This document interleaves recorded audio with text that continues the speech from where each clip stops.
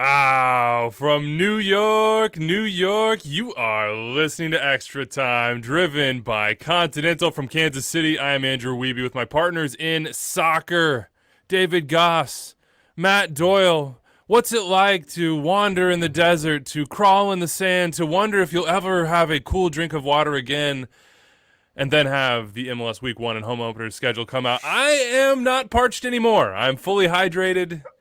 I'm feeling great. I can keep on going, man. It's not a mirage anymore. Anders, can we get a time mark on that? Because that might be the fastest broken Doyle in ETR history, or at least no, so far. Honest to God, David, he did the same thing yesterday on that Twitter Spaces thing that we tried out. I asked him a simple question of of all of the MLS home openers, what is your favorite? Like, which one really grabbed you the most, and does it feel like MLS is back?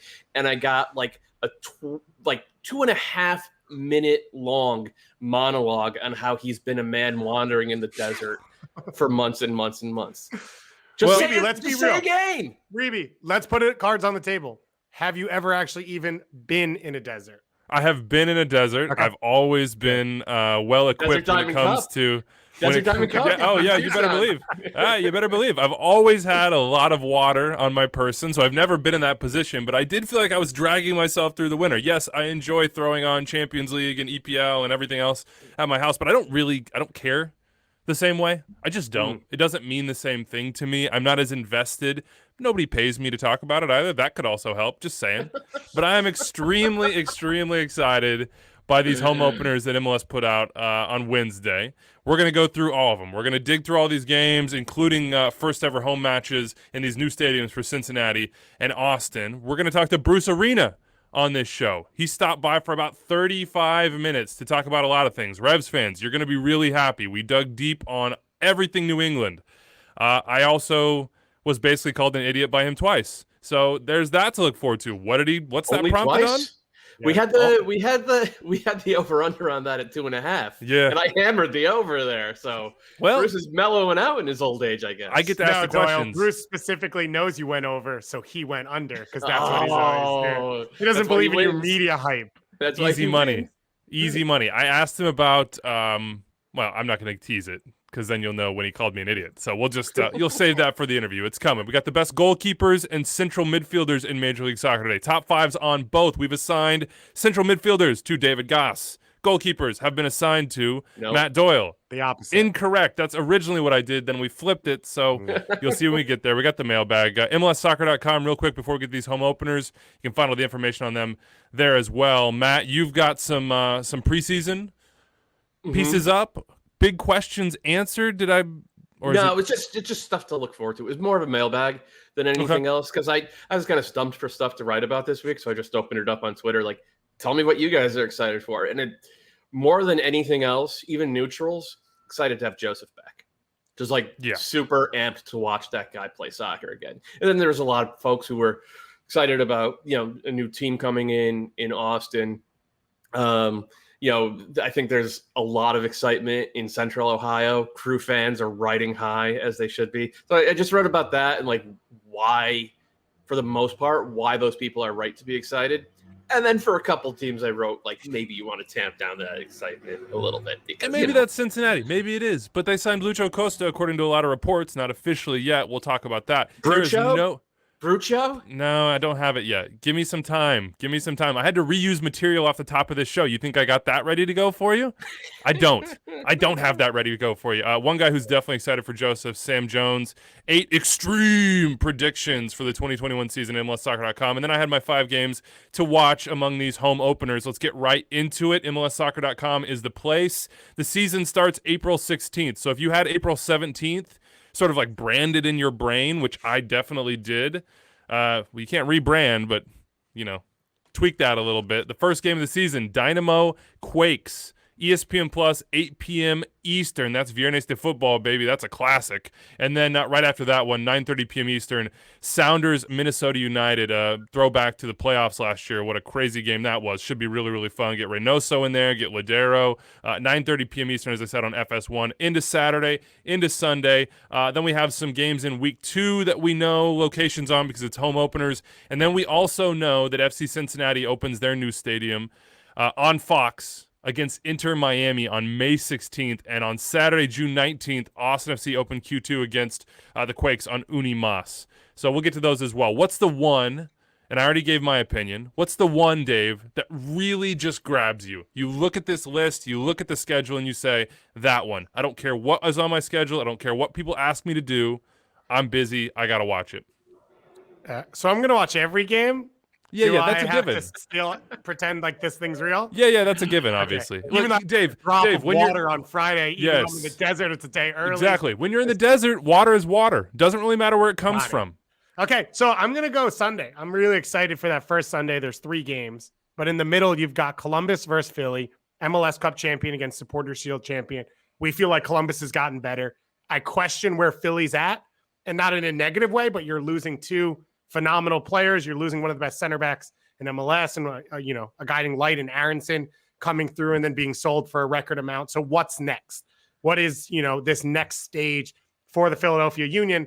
And they can prove it pretty early because they're playing against the best team in my estimation in the league coming into the year. And then I'm gonna sneak another one in there. Following that up, you've got Vancouver, who's my sleeper excited team, playing against the Portland Timbers. So you've got Cascadia, you've got a Vancouver group that's added a lot of pieces, and the Timbers group that should be one of the top teams in MLS as well. So that Sunday, the whole weekend closes out really high for me. It's really cool, too, because you get Cascadia in Utah. Like, that's dream, baby. 2021, man. A little bit bizarre, a little bit strange. Still got that classic aspect to it on the rivalry side. Can I just throw something out here? And I'm coming into the private chat here where Anders is having an absolute blinder to start this show. He says that Crew Philly game is a de facto Super Cup. Mm-hmm. What if we did this every year? What if every year, unless it's a double, obviously, MLS Cup and Supporters Shield play in week 1 in like an honored position instead of, getting that game that, like, I don't know what it's even called anymore in England. Like, I don't care. But, like, if it's a regular season game and it matters and it's not just sort of a throwaway in the preseason, I'm into it. I like it. This is Andrew Wiebe to a T. We've slammed you enough this show, but to take something that naturally happened well and go, what if we do this every time? And we jam this in, and then we make it a theme, and then I start every show with it. All right, I will back away quietly now. Doyle, please play hype man. Are you gonna create like an ETR Super Cup and like award it to the winner of Columbus versus Philadelphia? See, Dave, this is where good ideas come from. Somebody's got to throw out the garbage. Somebody's got to throw the garbage out, and then here comes Doyle to recycle it, and something beautiful comes. I'm going to go with Doyle's theme. I'll make a proposal. Mm-hmm. You give a Thor hammer away because we've already done the Captain America shield. That's true. I'm in the middle of a Marvel rewatch, just throwing it out there. All right. Look at that. Right, so Wiebe has to figure out how to make a Thor hammer sometime over the next month. It's fine. I moved to Kansas City. I have a forge in my backyard here. I believe that. I'll repurpose my smoker. It'll be really simple. What's the one game for you? Come on. Which one did you choose, Wiebe? I chose, and I think this is the obvious one for me. There are 2 that are sort of like in the Wiebe wheelhouse of great narratives. Second place would be the ABC game on Sunday, which is Inter Miami against LA Galaxy. Phil Neville's first game. The Beckham Bowl. He says it's the Beckham Bowl. I don't personally think the Beckham Bowl is the best name, but maybe we can have some like agreement from the listeners on that. Well, you pronounce it Beckham Bowl. Okay, I'm more into that. I'm more into that. Can we get Bobby to come back to pronounce that for us? Oh my goodness, I think that could work well. A little punchy to start this one. I'm enjoying it, man. Mine is LAFC hosting Austin FC, and that's because I have thought a lot, and it's natural to think a lot about expansion teams, especially when there is just the lone one coming in, which is kind of strange these days in MLS. But I think Austin's going to be really good. But immediately, they are going to have to reach a level that is basically the very, very top. Like, off the jump, you go to LA, you got Bob Bradley's team that's got a lot to prove after, a 7th place regular season last year. I know CCL was good, but the regular season and MLS Cup chase were not good for them. You got Carlos Vela back, so I will watch Vela anytime he is available to play. I need Carlos Vela in my life. So can they reach that? Can Josh Wolf reach that? What will his team look like in that first game against such a difficult opponent? I'm going to interrupt you. That's what I'm really interested in terms of Austin. More than anything else in this game, I loved watching Greg Berhalter's crew teams. They were They were effective, but like beyond that, they were just aesthetically pleasing. They played really, really fun soccer. And of course, Josh Wolf was an assistant coach for Greg Berhalter for more than half a decade. And the way that he's building this team, I assume that they're going to play something like the latter stage crew, or even how the U.S. national team have played under Berhalter over the past year. And that is, again, it's an effective and aesthetically pleasing way to play soccer. And I want another aesthetically pleasing team in MLS. So more than anything else with this Austin debut, I want to see what Josh Wolf's principles of play are, how he's going to use Alex Ring, what they're going to do with those other two midfield slots, whether they're going to be kind of like free eights like we're seeing from the national team, or what is the kid's name from Pochettino? Yeah. If he's going to be more of a true 10. So all of that, like you would be, I'm pretty gassed about that game. And the other thing that I made this point in my column, Greg Berhalter was kind of the striker whisperer in Columbus. He got more productivity out of guys like Kai Kamara and Ola Kamara than they'd ever seen any other stop in their careers before or since. And obviously Jossie Zardes as well. I've been kind of the one thing I've been bagging on Austin for, and I love their build almost all spots. I don't love their center forward rotation. They have Danny Houston, Aaron Schoenfeld, and John Gallagher. And all three of those guys are like journeymen, like not starters, like fringe 18, game day 18 type of players. And I want to see if Josh Wolf can make magic for these guys the way Greg Berhalter's system made magic for Ola and Kai and Jossie. So like you, I'm probably most amped about that game. That said, I referenced it earlier. Joseph's back, and he's playing against Orlando City.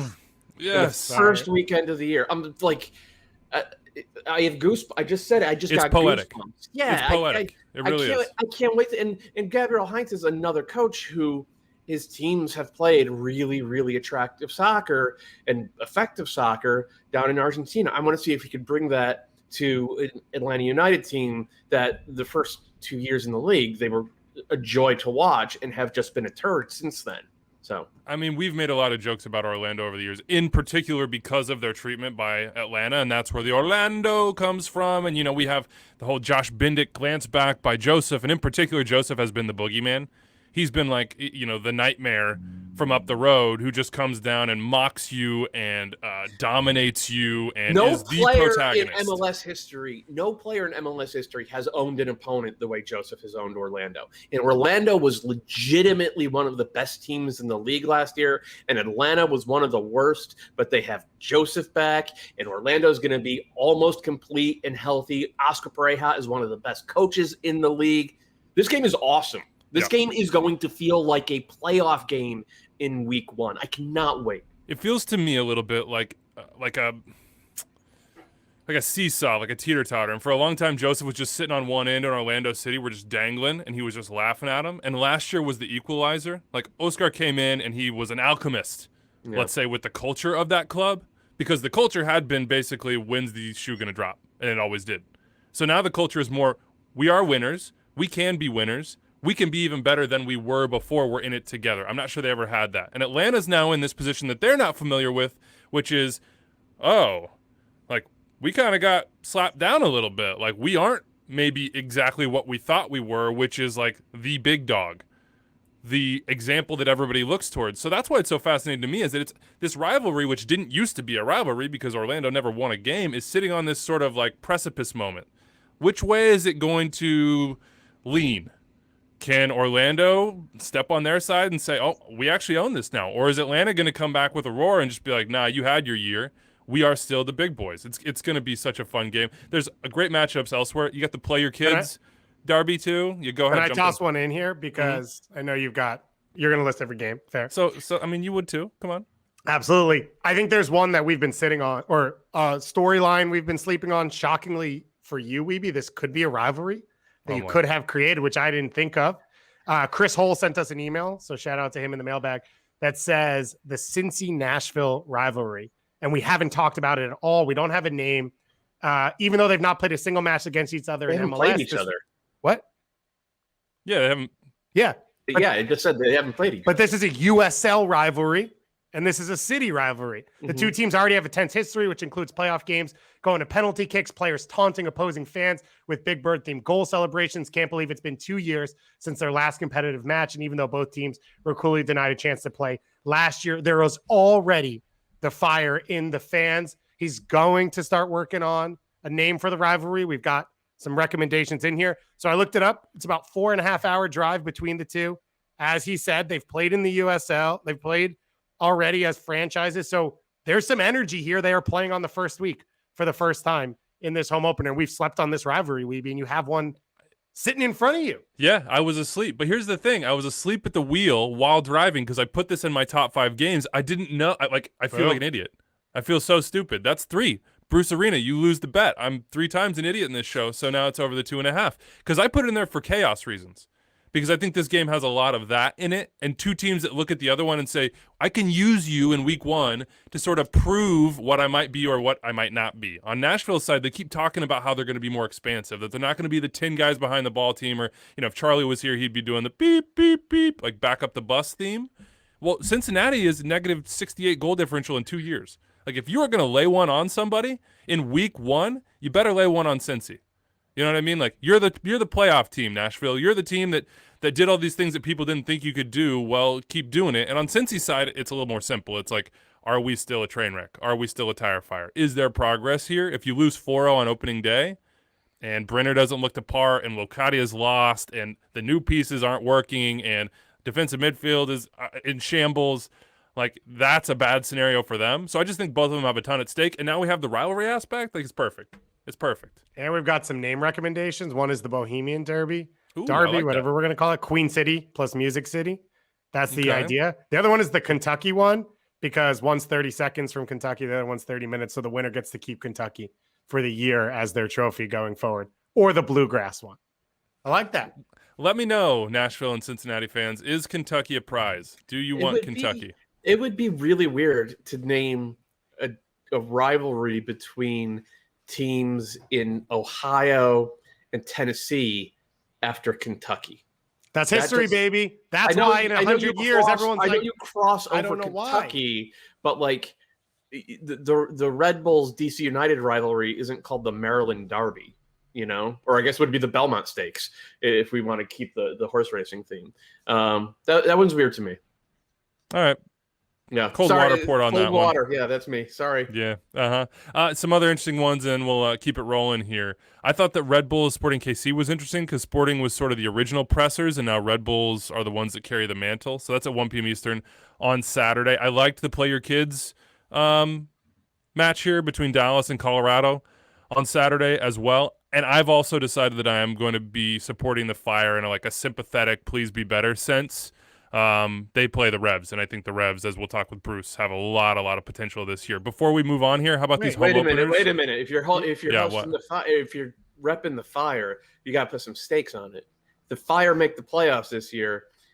You're doing a brown liquor special where your liquor is Malort. Yes, done.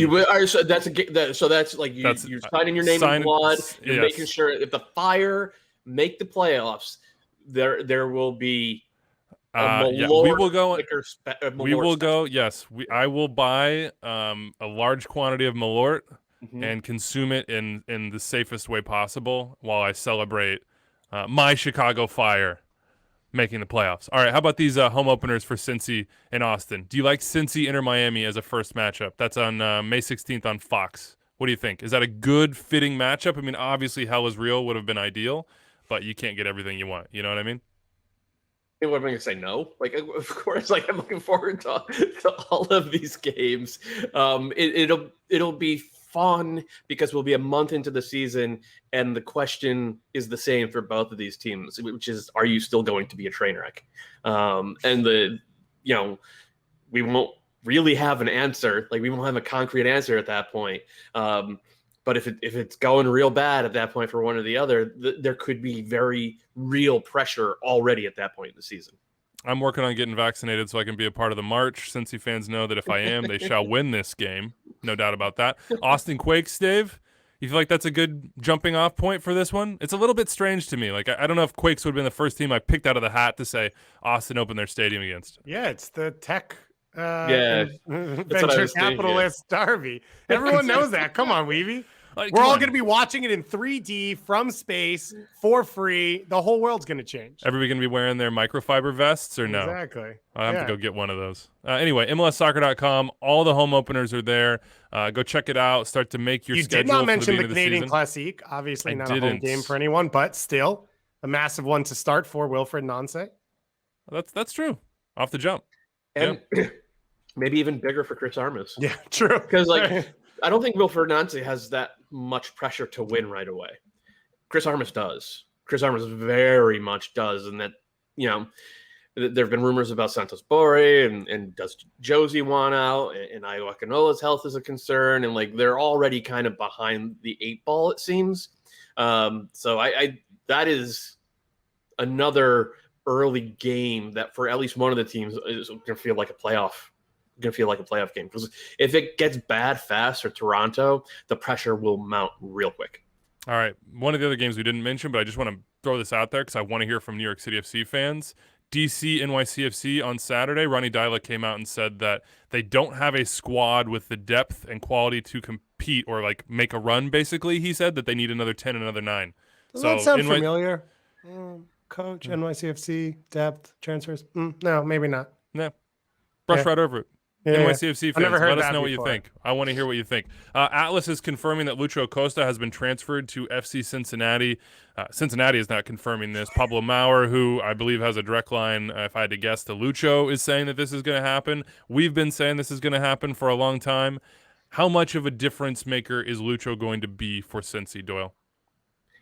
Well, that is literally the $1 million or millions of dollar question.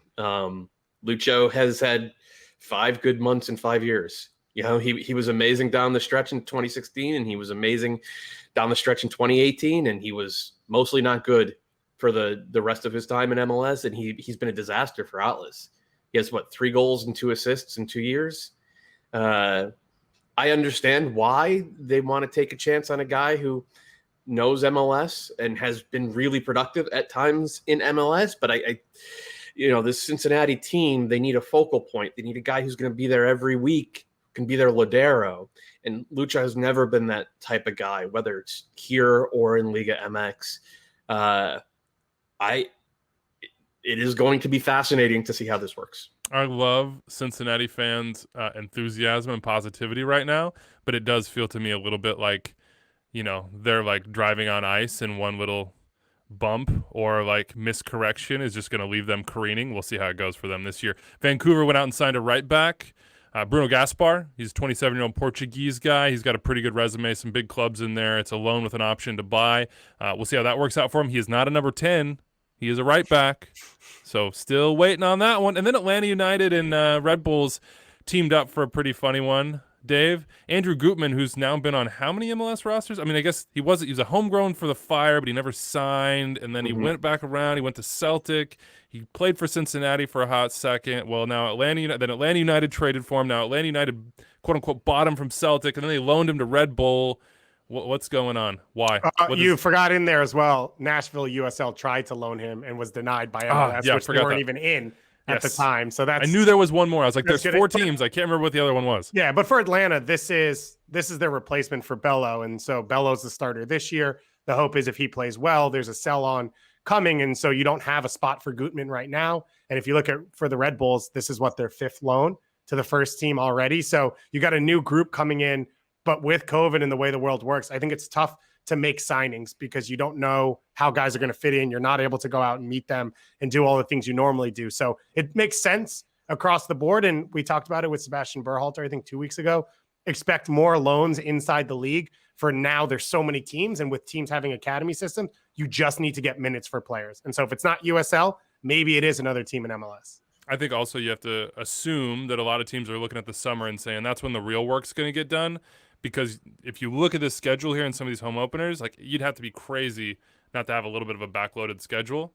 And it started late anyway. So there'll be less games than normal that'll be at stake from what would used to be March to summer, which is now mid to late April. to that summer window. So LA's got some news too. They may have signed a guy out of Monaco. We'll see what goes down with that. Tom Bogert's report on it. Tommy Scoops at Tom Bogert on Twitter. He'll keep you updated on all the transfer stuff. Let's do our top 5, what we originally called box-to-box midfielders. Doyle, before you name your 5, you got beef. You got a complaint about the framing. So yeah, the way that these top 5s are framed, it's almost like every team is expected to play a 4-2-3-1 where everybody has, similar roles. And it just doesn't work that way. Like 6 years ago, you could have said that. Like 6 years ago, it was like something like 20 out of 22 teams played a 4-2-3-1, but there's just more diversity in terms of position and function. And so it's really hard to just say, this guy's a box-to-box midfielder. Like, this guy is a true number 8. Well, what's a true number 8? And so do it like sticking me with the central midfielders, which you did because I had technical difficulties in the pre-show meeting. Well, sorry, I can't hear. I don't know. What are you saying? Yeah. You're cutting out. Classless from the both of you and Anders as well. I just love Doyle's like very British version of like raging against the authority, except we're the ones who decided this and we're sitting in here. He's like, the setup of this, whoever set this up is an idiot. Yeah, exactly. I'm like, I'm right here. You can just say Don't ever accuse me of being British again, my friend. Don't ever do that again. So what we settled on here, right, is that it's not box-to-box midfielders. It's central midfielders that aren't easily put into the defensive mid-box or the number 10 box. So there's a lot of profiles outside of that. Let's start at number 1. Who's your number 1 central midfielder in Major League Soccer for 2021? Mark Anthony Kaye. And I would have gone away. I would have gone in a different direction up until his performance in CCL, because Mark Anthony Kaye has looked great at times, but he has routinely come up short in big games. And then I thought he was awesome in all 3 of those games in December, and maybe he was able to sort of turn the page. Number 2, like Ale Bedoya was the best, quote, central midfielder in the league last year, except he wasn't actually a central midfielder. He was a shuttler because Philly play a 4-4-2 diamond. And so it's a kind of a different skill set, but we've also seen Ale be that guy in a 4-2-3-1 or a 4-3-3. And I know this is going to drive a lot of people nuts because he doesn't show up in the box score at all, almost at all, but he does so much for that team on both sides of the ball. And he is a net positive for a good team every single week. And that is exactly what you want in the middle of the pitch. The question I have with Philadelphia, and I'm getting sidetracked here, is Jamiro Montero going to be in that position again this year, or is he going to go back to being a number 10, which is where he was 2 years ago? I actually think I like him a little bit more as a shuttler, but that's TBD. If he plays as a shuttler, though, like, he might actually surpass Ale in this position. Number 3, Eric Williamson. Brave about getting on the ball in the toughest spots. Super dynamic on the ball, less so off the ball. He still needs to refine some of his off balls, like creating penetration, delayed runs, the sort of stuff that Bedoya does. Williamson doesn't do that, which is, I think, just a function of not having enough reps. And like a net positive defensively every single week. I thought this kid should have been the centerpiece of the U.S. U23 Olympic qualifying midfield. I can't believe he didn't make that roster. Like, it's just, I'm beside myself at that. He was fantastic, and it's not. He was fantastic during MLS's back in terms of giving Portland a different dimension than they had in the past couple of years by opening up the game with his ball progression and, again, that courage to get in tough spots. But then once they lost Sebastian Blanco and had to become more of a counterattacking team again, he was still really, really, really good. So he's easily top 3 for me. We've hit the top 3, and I have a big flag already for you, and maybe it's just on your definition here. It's Darlington Nagbe. No, I don't think it does. I think this is Doyle's rankings, right? Yeah, this is my okay, rankings. So I'm just asking. Is he in your top 5? I don't think it's a coincidence that the Crew played their best game of the season with a more direct player in for Darlington Nagbe. Okay. Who's number 4? Jan Gregus. Maybe the most underrated player in the league right now. Can switch the field with either foot. Gets forward to provide like just scorchers from the top of the box, and is able to use the space that front line and Babello creates by pinning defenders back. Smart about timing his runs. Not super dynamic on the ball in terms of his ball carrying, and needs a little bit of protection defensively.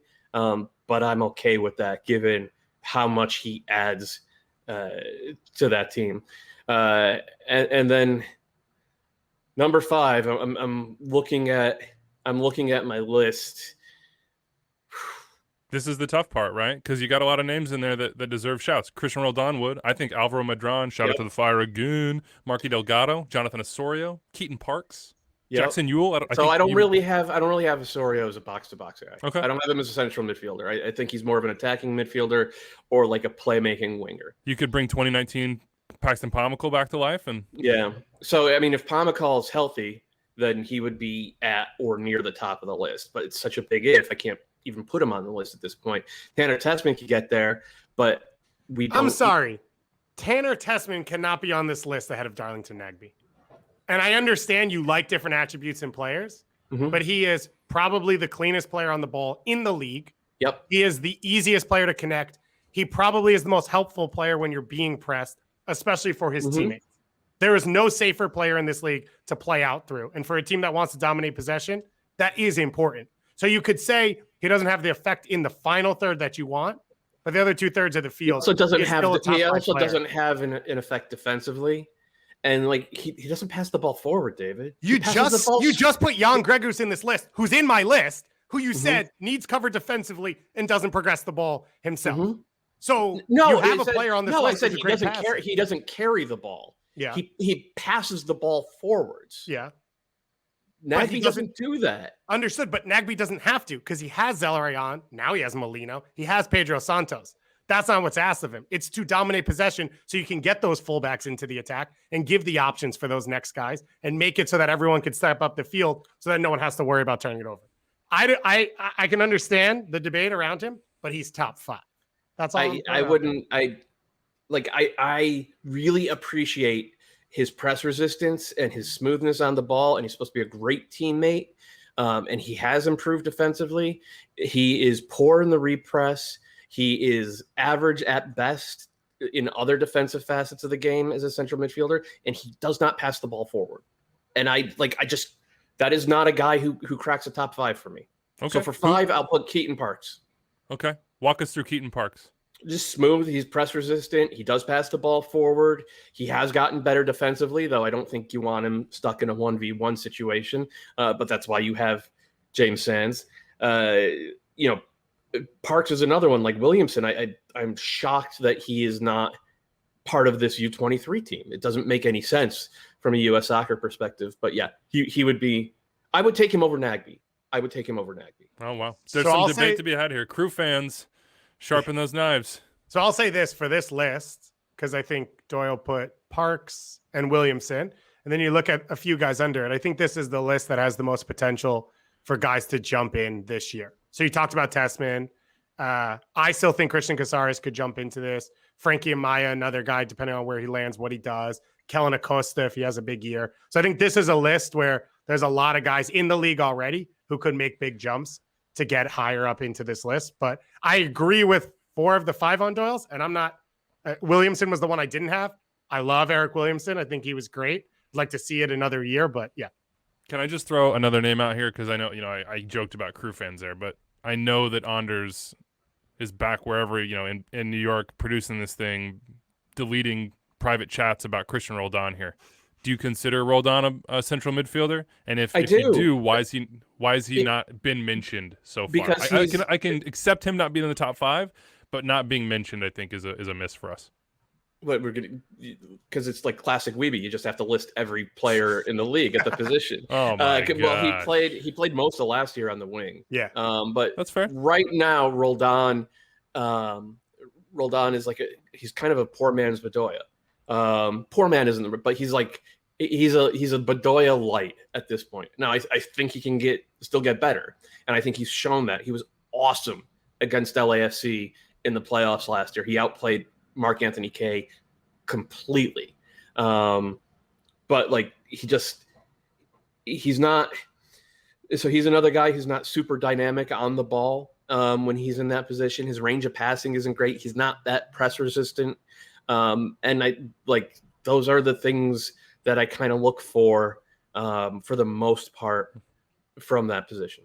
Hey, The other thing though, like with Nagbe and Jackson Ewell, those guys play at the base of their midfield.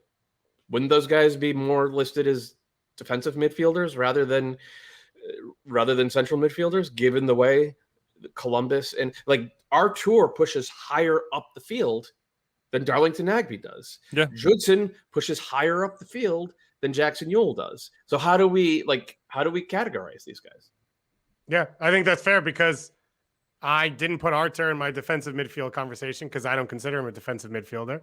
And now he's just going to get left out. This is we're why not putting him in any category. This is why I hate your top 5 lists. Yeah. This is why you're bottom 5, Doyle, in my top five pickers. That's fine.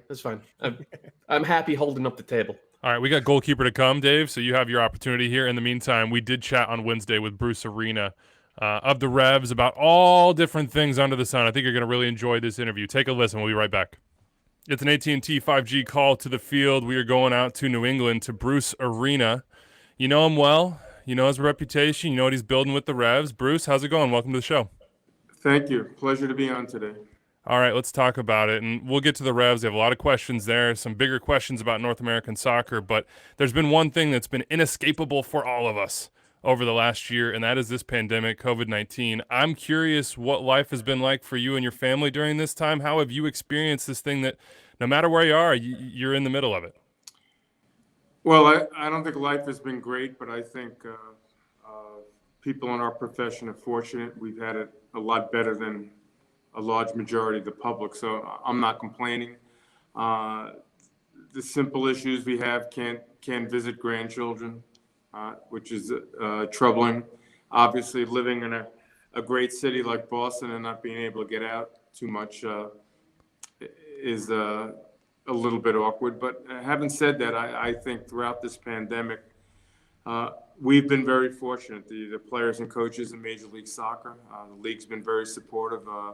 The Crafts are great to work with in New England. So I am not foolish enough to complain about any of the issues we have. I think it's been a tough time for all Americans, and I certainly understand and feel their pain. It's been a tough year for sure. Forget the soccer side, Bruce.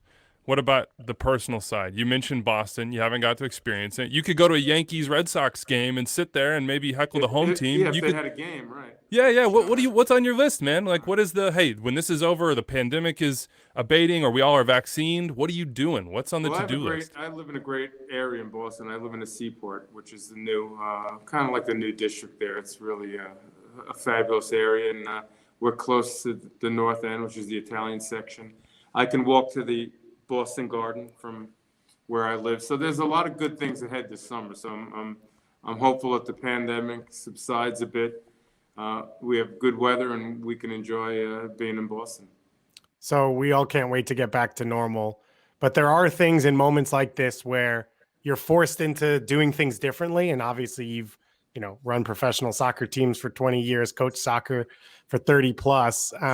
But sometimes things stick. You're forced into it and then you realize, oh, maybe this works. Maybe this was better. Have there been any things, operating the last year or so at the Revs that you think you've learned from this or that you'll carry on going forward? That's a hard question to answer because last year was so unusual. The start of the season, then that 4-month break, and then not to be critical of protocols we had some of the stupidest things we were doing with our team. 4 players on the field in quadrants. I'm not going to copy that again the rest of my life. And a lot of things we still do that are challenging. But we're back training in normal conditions now. But last year was something I don't think is ever going to happen again. I give the coaches in the league a lot of credit. The players that we managed to survive it with all the protocols. You know, we played, it seems like, the same teams week in and week out. We had 6 games against Philadelphia, I think 5 against Montreal, 4 against DC United. And then the fact that somebody thought that there should be a Supporter Shield winner was, in my view, completely ridiculous. So it was a weird year. You know, we didn't play half the teams in our conference. And so, you know, it was an interesting experience. I don't want to see it again. One thing we did learn, and we're probably going to carry it on this year for a bit anyway, is traveling on game day and playing. And that was something obviously pretty unusual for professional teams. And we managed well with that. Our team actually played better on the road than we did at home. So maybe that's a positive from 2020 we can carry forward in 2021. I'm one of those people, Bruce, that said I was fine with a Supporter Shield, that I think it was appropriate. Tell me why I was wrong. What is the meaning of the Supporter Shield? The best team in the regular season. And I get that the schedule was screwy. I get it. 3/4 of the teams, you're not the best team in a regular season. But did that happen before? You know, we were giving it out in crazy times with messed up schedules. Where it was a somewhat more of a competitive type of schedule. It was a complete, you know, awkward. It made no sense, to be honest with you. It just made absolutely no sense. But I'm happy everyone's happy. It's done with. And in all fairness, give Philadelphia credit. They did very well. Give Columbus credit for winning the MLS Cup. But we're not going to see a year like that again. Did we see soccer that was in any way reflective of any of these teams' real capabilities? Like with the Revs, we probably didn't see you guys at what you really truly were and could be, no? Yeah, I'm not sure of that. By the end of the year, we were a good team, but I think, again, I said this before we went into the bubble, that and when we were in the bubble, that this whole year is going to be highly unpredictable, and in the end, likely the best teams won't be standing around, and that was the case. I think this year you're going to truly see that the best teams are going to be up there. It's going to be much more competitive. We have to, at the very least, we have to play everyone in our conference to really see where we stand in the league. So last year, in my view, made no sense competitively, but I think it was an incredible accomplishment from the league and the players and coaches to complete a season. So that part was absolutely tremendous. So 2021, are the Revs going into it one of the best teams, the odds makers we talked about on the last show? Have you guys middle of the pack, which we disagreed with? Where do you stand? Any team I've ever had, I always refrain from talking in preseason about if anyone's any good or not. When we start on April 17th, we can start discussing that. And then when we get around to about September, we'll actually know. All right, how about this? What was your priority in the offseason? Are more additions possible? We got Revs fans in our mentions on Twitter wanting to know about this left winger from Malmo that the rumors are popping up on. Could there be more signings? How'd you hear about that? I didn't know that. See, I don't follow social media. You're better off for that. I'll tell you that, Bruce. Yeah. We will likely add another player in the near future, and then hopefully we'll have the option of adding another player in the summer. But I think our roster, the off season. Not that it was perfect, but we answered a lot of the questions we had about our roster. So I think we have a stronger roster from top to bottom. I could see it in training already. We have a better roster this year than we did in 2020. What that means in the end, who knows? Maybe we don't win as many games. We can't win 8 games next year. We're in trouble. I was thinking about this as I looked at your transactions, and of course AJ's back, and you know him well, and are so familiar with him. And I was thinking, okay, 2011, which doesn't seem that long ago to me, but is 10 years now. In 2021, the rules have changed, the landscape has changed for you as you construct a team. What is the difference in your mind, as someone who has their hands in the clay, so to speak, between building an MLS team now and 10 years ago?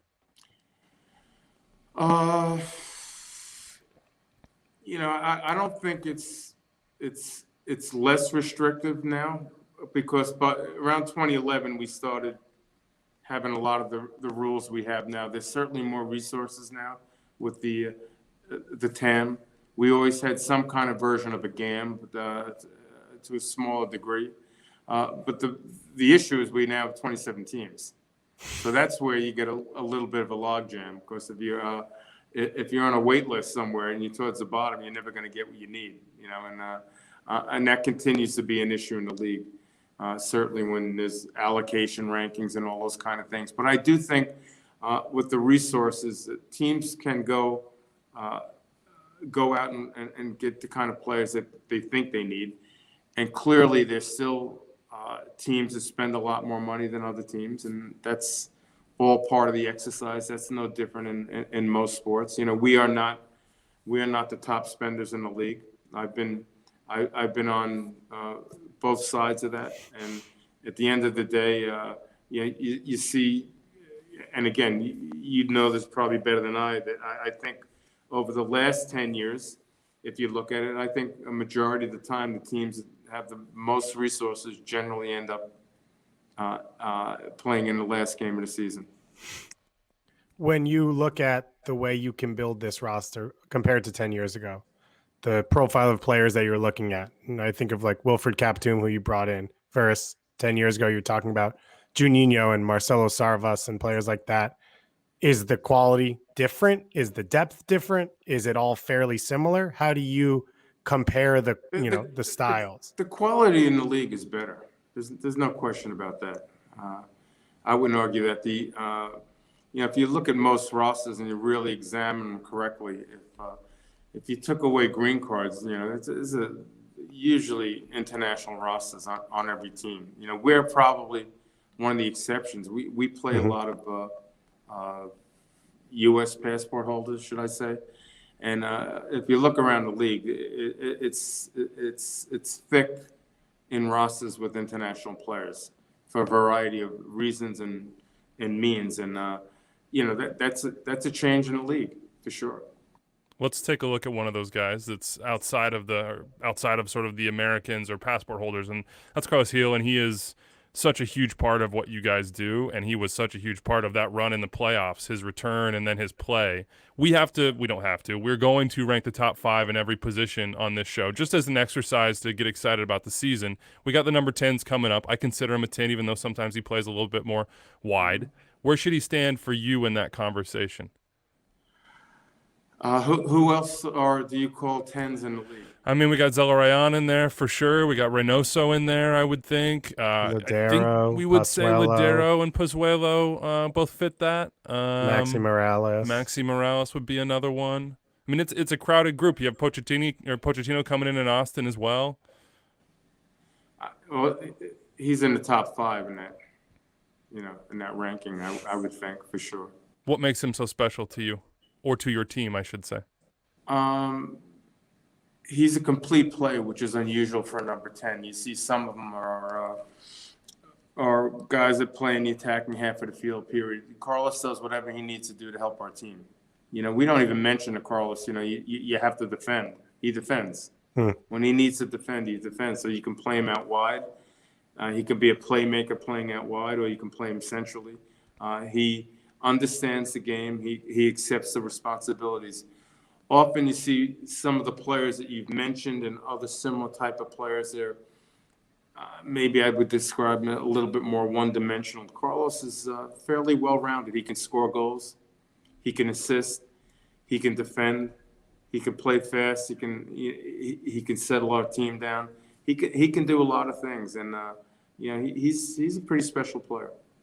We're not in the locker room with you guys. What is he like as a leader? Is he the vocal leader of this group? Very quiet, but he comes to work every day. He's the way I describe him. I've never seen a player. Well, I've seen. I need to correct myself there. He comes to work every day.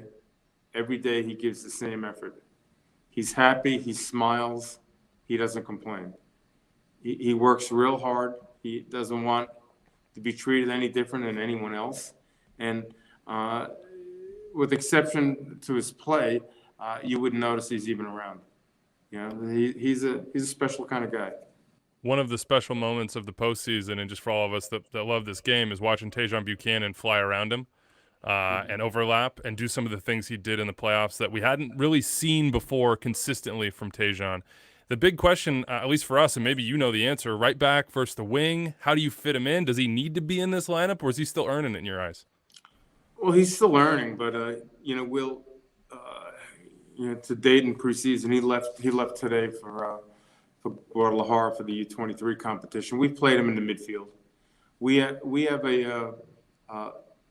a bunch of good players that play in outside back positions, and Bai and Jones, and now we have Mafla, and Tajon can play there. AJ can play there. So, we're fairly solid in that position. So, we want to see if we can push him up a little higher in the field, because in the last third of the field, he's a good player. And you saw that in the playoffs. The way we played in the playoffs, he was a half defender, half midfielder in the role he played. And he's certainly a good attacking player.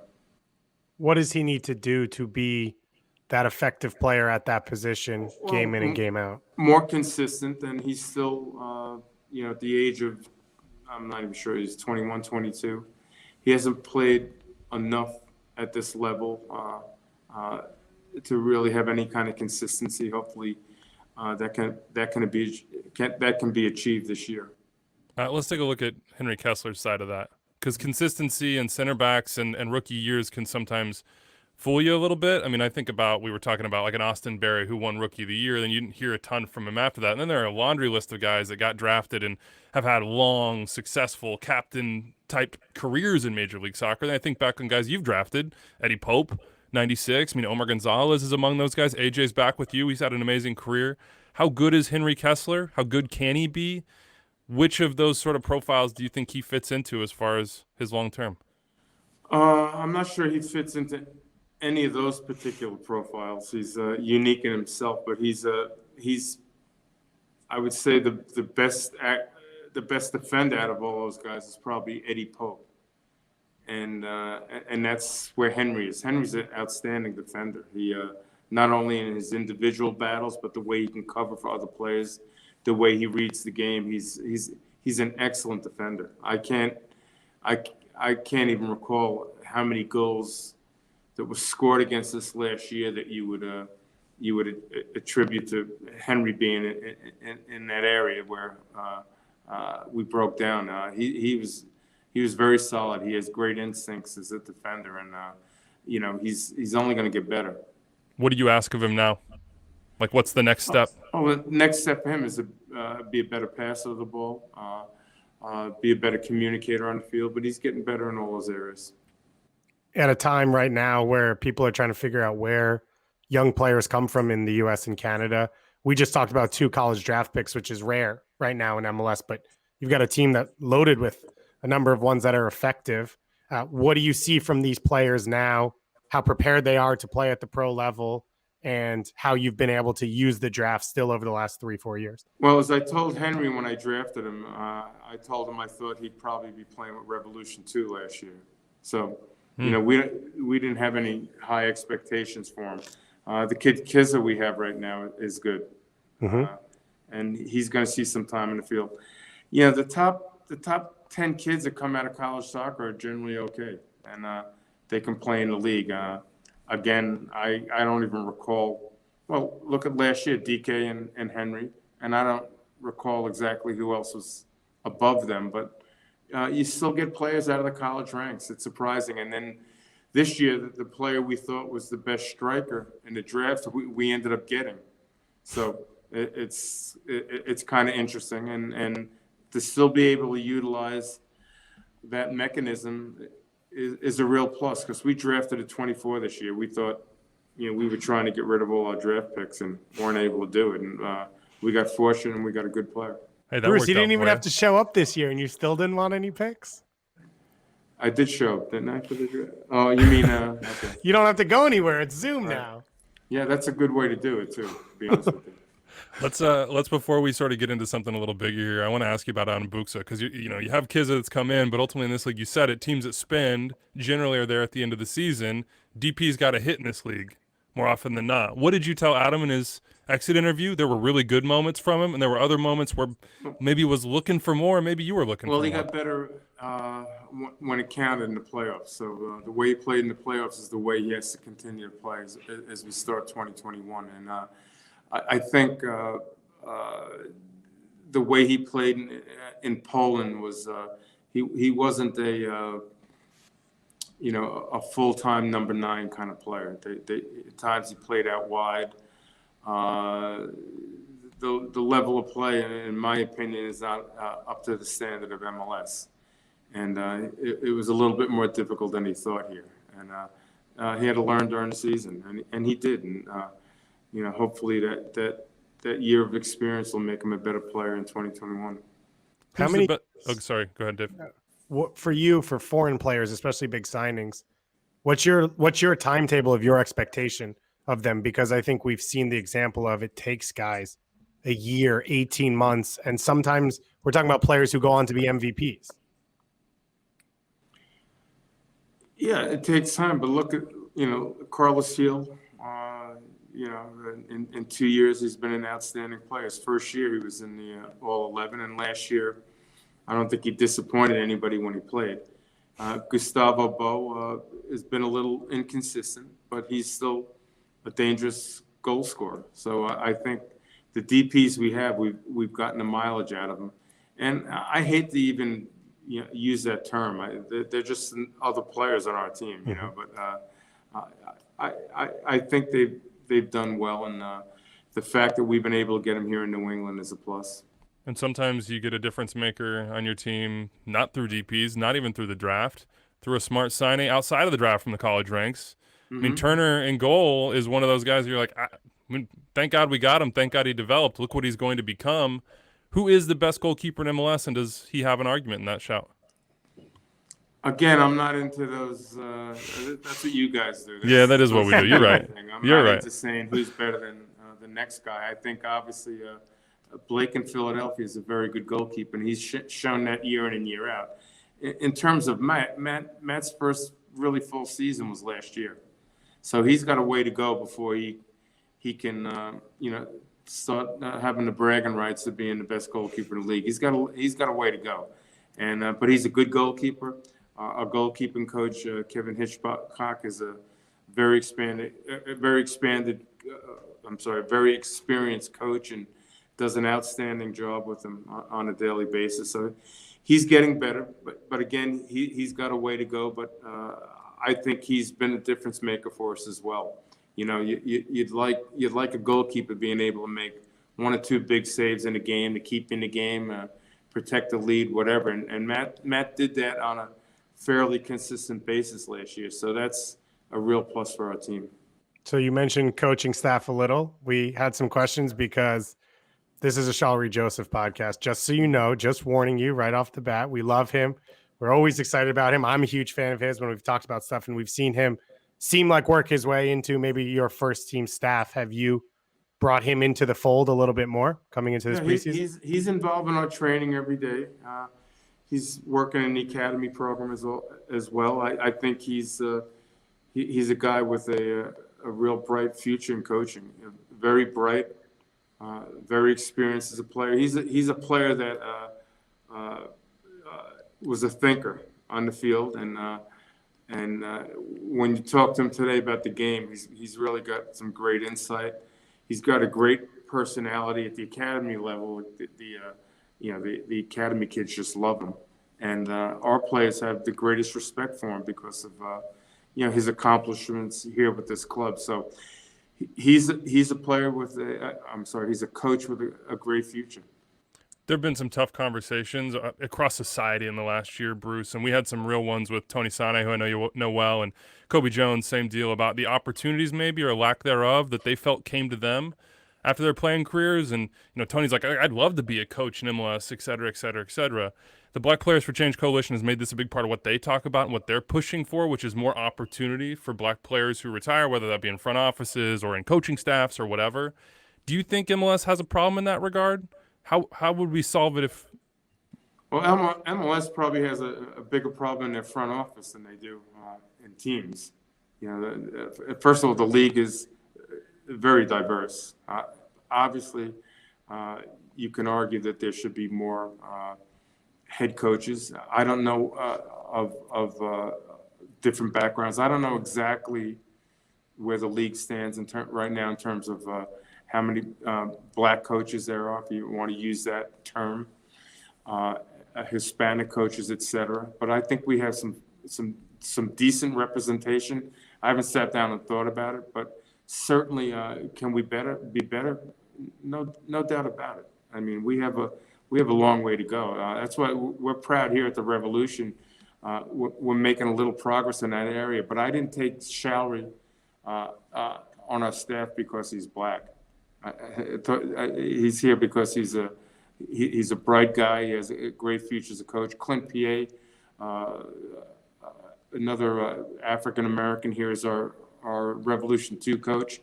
He wasn't selected because he's black. I'd like to believe we're colorblind, but that's easier said than done. But do we have to make progress in that area? No question about it. No question about it.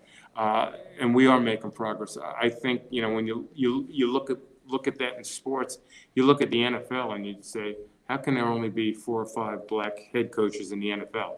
So right across the board in sport, we can certainly do a better job, and we will certainly be aware of that here. But I'd like to believe that I'm colorblind, and we pick people here that we think are qualified, and that's what we've done. And there's no reason to believe as our league continues to grow that we're going to see more representation, not only in coaching staffs, but in administration at clubs as well as at the league level.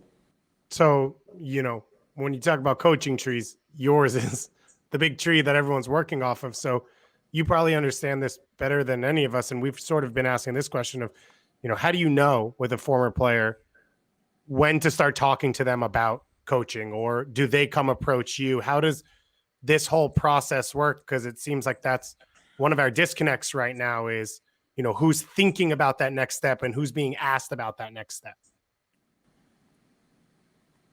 I think there are some players that when they finish playing have no interest ever getting into coaching, and some that do, and it becomes pretty clear. And when you do coach these athletes during their career, you have a sense of the guys that have the skill set to be coaches. And you look around the league now. I'm again, don't hold me, don't put a gun to my head and trying to figure this out. But I see Chris Armas in Toronto. It wasn't surprising Chris got into coaching. Yeah. Right? Jim Curtin in Philadelphia.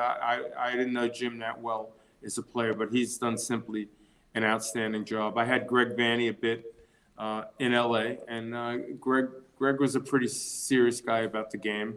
And you can go on, Robin Frazier, there's no question he could be a coach. So there's those kind of guys you see, Savarese in Portland during their career, and when you coach them, they have the skill set to be coaches. And I have 2 former players of mine in Richie Williams and Dave Vandenberg on our staff, and Clint PA, who played for me at UVA and DC United, and my staff here, Kurt Analfo has played for me as our technical director now, and we also have Chris Tierney here, working, former players. So these are guys that during their career you could have a sense, and when we see that there's guys that have those kind of skills, we try to give them opportunities. And it's never easy. Sometimes head coaches and don't have the time to really think about that, but it's pretty obvious to me when you look at your players on a daily basis, guys that could be coaches in the future. And certainly some of those guys you've mentioned with them, I would not have said that about Tony Santa, but I was laughing. I was telling our coaches this. I turned on one of your interviews with him a few weeks ago, and Tony said that nobody realized that he played 9 positions on the national team. And I was saying to my guys, I was a national team coach. I didn't even know that. So Tony was throwing a little stuff at you guys. Whatever could stick on the wall, he was going to take. But Tony didn't play 9 positions on the national team. Oh man, can I ask you about Greg Berhalter? We didn't even mention his name in there. He was with you. His first, we talked about 2011 here. That was his first year on your staff as an assistant after playing for you. What did you see then from him? And what do you see in him now as a peer and what he's doing?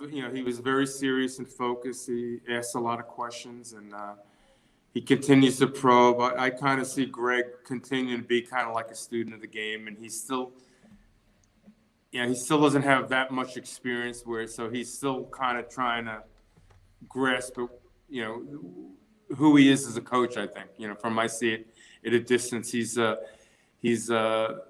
still influenced by a lot of stuff he got in coaching school, but he's going to work his tail off. He's into, I know he has a real high opinion of the value of sports performance, metrics, analytics, all of that. So I think, that's the direction he goes as a coach now. How do you connect with the national team? I mean, you have so much experience and time. Connect with them? Like, are you a fan? Are you? Do you still have your coaching hat on when you watch the team? Do you sit down and get excited about watching national team games? Not in the last year. I haven't. I watched maybe 3 minutes of the El Salvador game, and I shut it off instantly to watch something else. When they play good games and have good competition, I certainly enjoy watching, but I'm obviously going to be a fan of our national team and support them any way I can.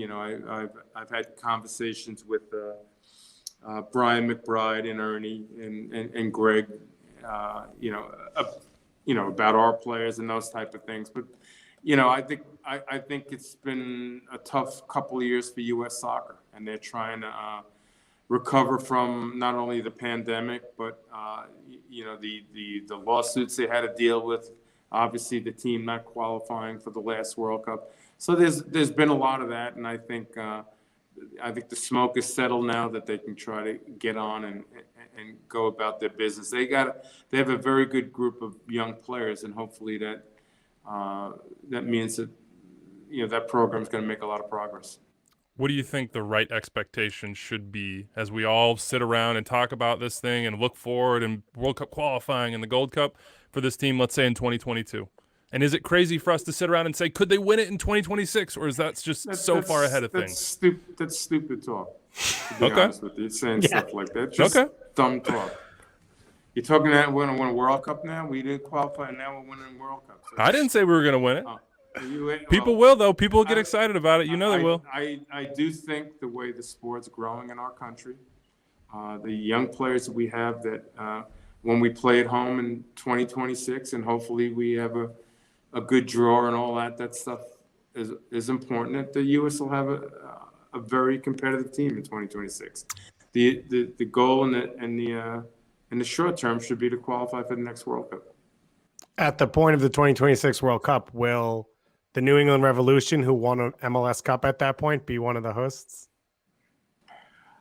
I'd like to believe that they're going to, choose Foxborough as one of the venues, but I certainly don't have any say in that matter. I know we're certainly interested. Aren't they going to make a decision on those venues this year at some point? I think that's the word. That's basically going to decide where I live, where I take my family for the next whatever year. It's got to be there for that, man. That's once-in-a-lifetime stuff. We got to end you here, Bruce. I have to ask you this question. We have your quote from the last time you appeared on this show. In our intro, it is, maybe this podcast has influenced me a little, and we're obviously tickled to hear you heard the Tony Sane interview.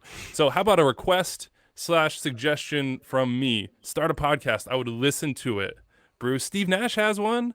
Or not Steve Nash. Steve Kerr has one. Pete Carroll has one. I was going to do a podcast before I got this job with the LA Times, but if someone wants to do all the work for me and set it up, I would do a podcast. But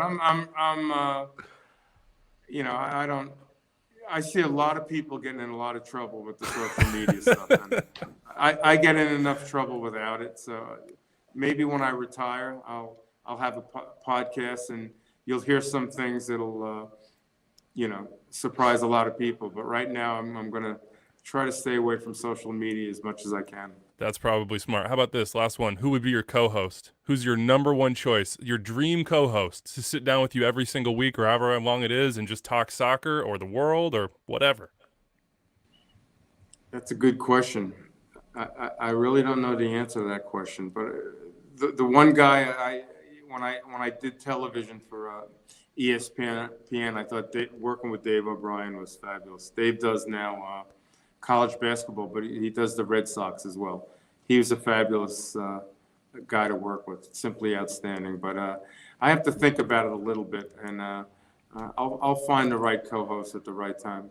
Yeah, let us know. If you want somebody to set it up and make it no work for you, I'm raising my hand right now. We will make it zero you set work. It up. Yeah, you write the contract, and we'll get it done. All right, I'll have to work on the money side of that, but maybe we can find it. Bruce, we appreciate your time as always for being frank and sitting down with us. Thank you so much. Looking forward to seeing the Revs and seeing quote unquote a normal year this year. Yeah, I think it's going to be a great year for the league. I'm looking forward to it. Oh, always a pleasure. Always a pleasure. I think he warmed up a little bit at the end there. And I also just want to note that Bruce is consuming a little extra time. So we can put him in that intro. We can joke about how he learned a few things from this podcast. But Bruce, you might be picking up a thing or two.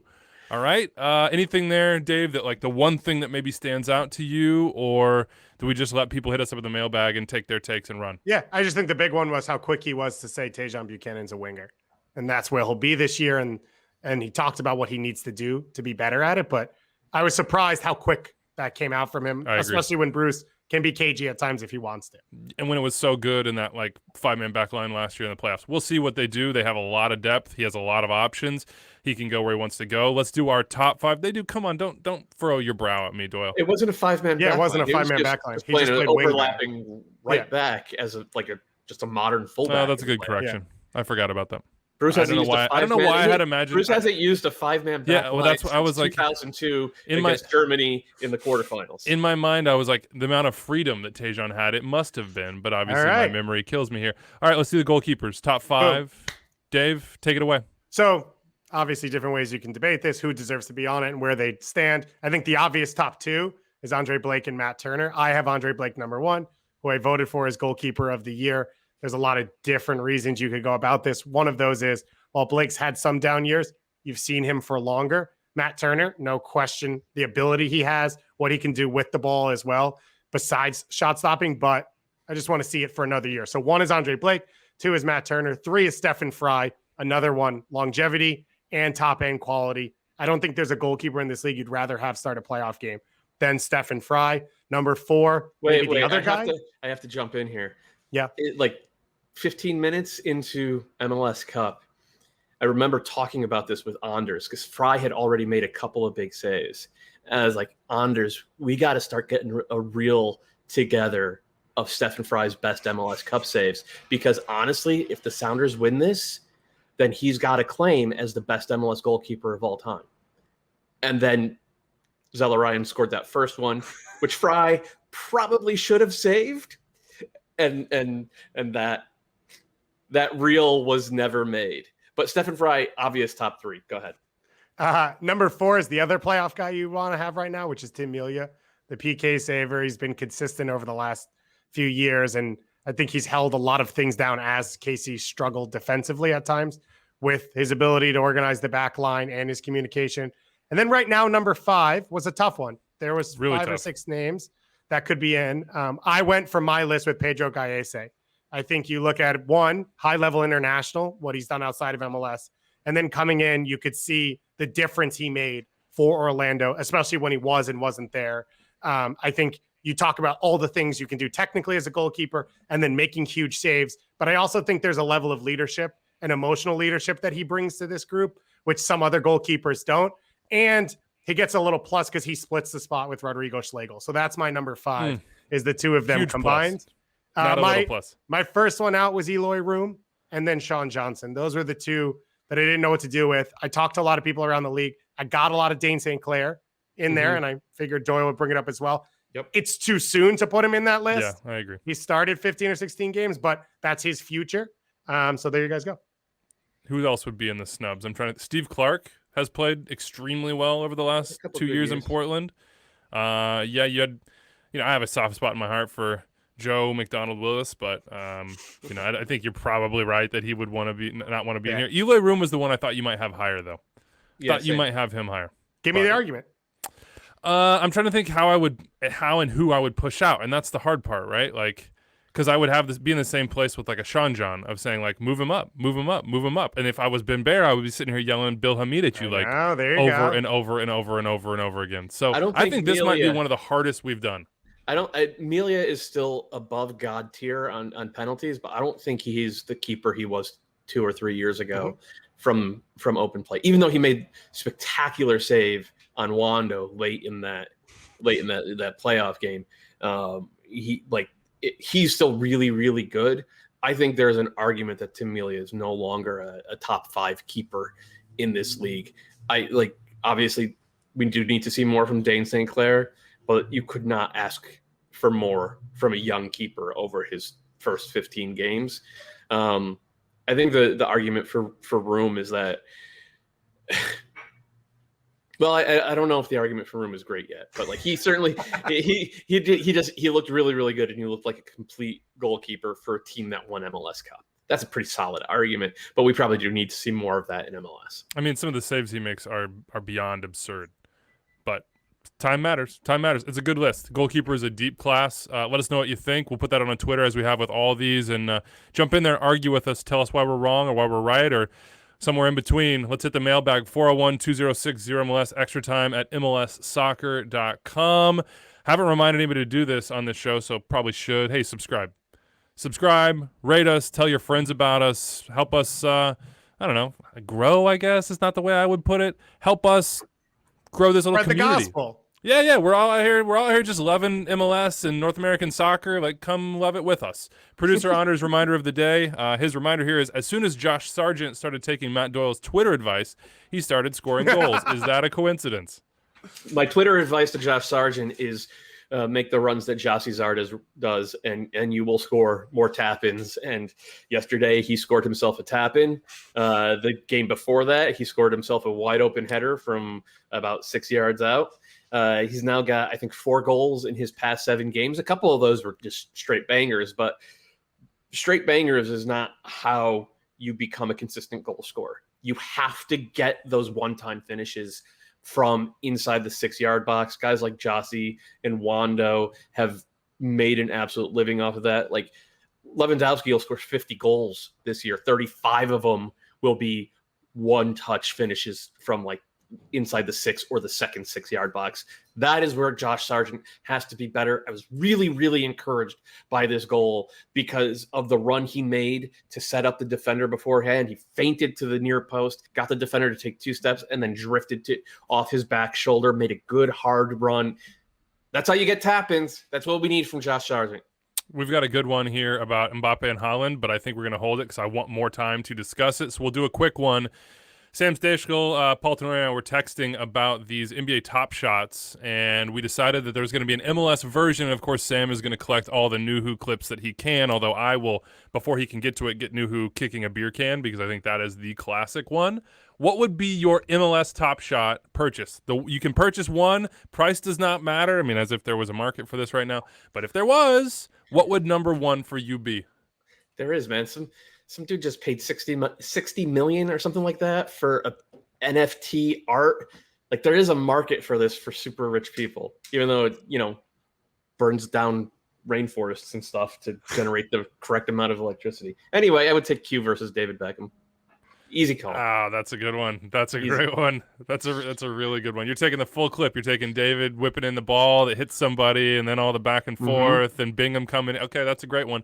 I was off the top of my head thinking of a couple. One of them is Kai Kamara's epic. How did he possibly miss that moment at Community America Ballpark, where it's just him on the goal line with the ball literally bouncing in front of him, and he somehow takes a swing and misses. That would be one. Another one would be at Community America Ballpark again. David Beckham hits the midfield goal and then argues for a long time with fans afterwards in the stands.